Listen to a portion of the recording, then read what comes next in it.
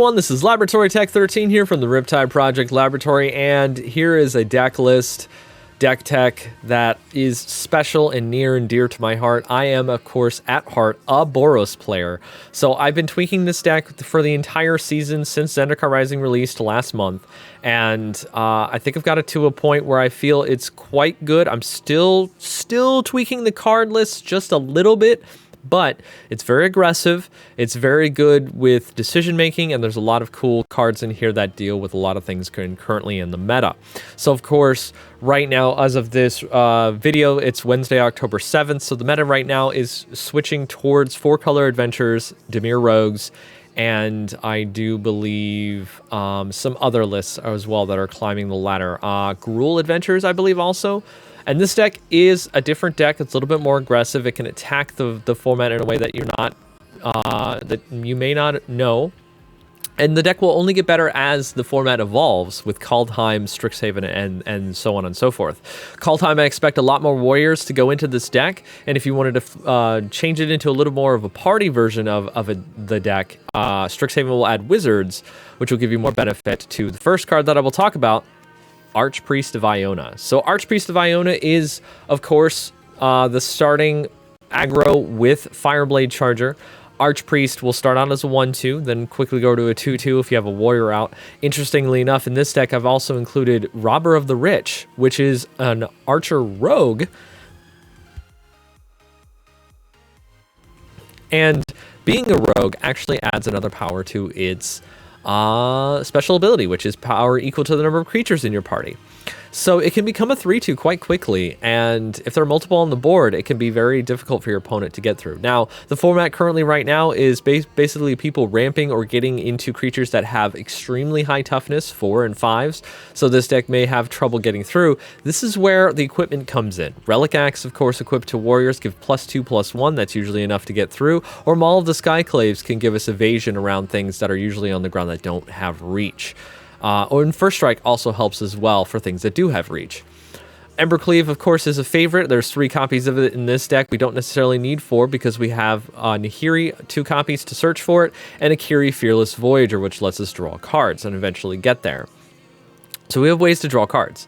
I've included 4 times of Spikefield Hazard in this deck, being a good removal spell or extra damage ping. This will allow you to get through a lot of the extra problems that are against other decks, like, for example, Edgewall Innkeeper is a card you want to kill, Lotus Cobra is a card you want to kill, the Flying 1/1 Wind Robber from Rogues is another card you want to kill, or you could also kill the 1/1 Black Flash rogue in that deck as well. So that is possible to do there. Moving on up into the 2s, we've got one of the best cards in the format that is not being played because most people are not playing white.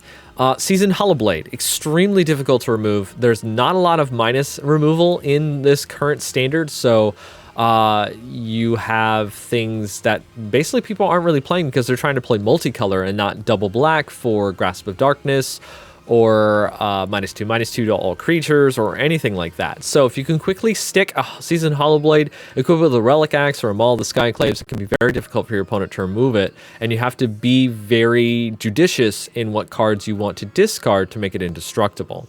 And this is where Akiri and Nahiri also come into play, because they will draw you the cards required to keep Seasoned Hollowblade going. Sejiri's Shelter is another land that's just basically including more modal dual-faced cards in the deck, but also doubles as a protection when you need it the most. Kargan Intimidator is enough said. It's basically the warrior that makes other things cowards, so all your warriors can get through. Now remember, this doesn't work with Robber of the Rich, so it's not entirely good on that front. So Robber of the Rich, I recommend putting Maul of the Skyclaves on, or Embercleave, if you really want to punch through with that. This is actually extremely good in the next card I'll talk about, because most of the time when you're playing against other decks that are looking to draw cards or hold cards in their hand, especially the Dimir Rogues deck, you are most likely getting a card off the top of their deck and then adding it to the list of cards that you can cast. So this card becomes extremely high priority for them to remove. It also has reach, which is not something you really think about in this deck, but it can be viable. So, 4 times Shatter Skull Smashing, that's pretty obvious right there. It is more removal in the deck if you need it, but also is a land when you need it. And we've got 4 times of Emeria's Call. So 8 and 8 of each, so that way late game you can either cast Emeria's Call to close out the game, or you can have Shatter Skull Smashing help your stuff break through if you can't get through on your own. Mana base is, of course, the Emeria's Call, the Shatter Skull Smashing, the Sajiri Shelter, the Spikefield Hazard as the modal dual face cards, but then we have 3 plains, 5 mountains, 4 Needle Verge Pathway, Pillar Verge Pathway, and 2 Temple of Triumph for the extra scry. Now, in an aggro deck, typically you don't want to run any lands that come into play tapped, but with Temple of Triumph, it is definitely helpful to scry in this deck. We used to have in Standard, back in Kaladesh, if you might remember, the Veteran Motorist was in red-white for decks that used vehicles, and that was extremely efficient and helpful. Sideboard is extremely tuned versus various other things that are going on in Standard right now. Giant Killers are for Omnaths or any other big green stuff in the mono-green deck. Shadow Spear for life gain against mono-red if you ever come across that. Soul Guide Lanterns are good against the Rakdos mid-range deck that is currently showing up on the ladder. Drannith Magistrate stops 4-color adventure decks from being able to cast spells after they've already used their adventure side, and also stops spells from coming back from the graveyard like Kroxa. Shredded Sails gets rid of Lucky Clover and also takes care of any flying creatures in the Dimir Rogues deck. Bone Crusher Giant, just a really good removal spell. I recommend siding this in for Robber of the Rich when you're on the draw, not on the play, so that way you can be a little bit more control. And then Ox of Agonis is against any other deck that mills you, like Dimir Rogues or Dimir Control, because they look to have to put a lot of cards into your graveyard, and they look to counter anything you play or kill stuff you play based on Drown in the Lock. And Ox removes 8 other cards from the graveyard.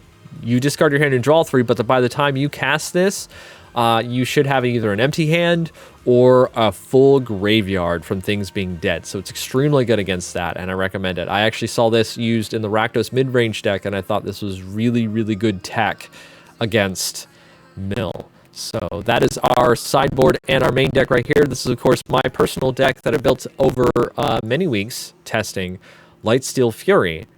And then I'll get into some games here in just a moment, show you what it looks like on ladder.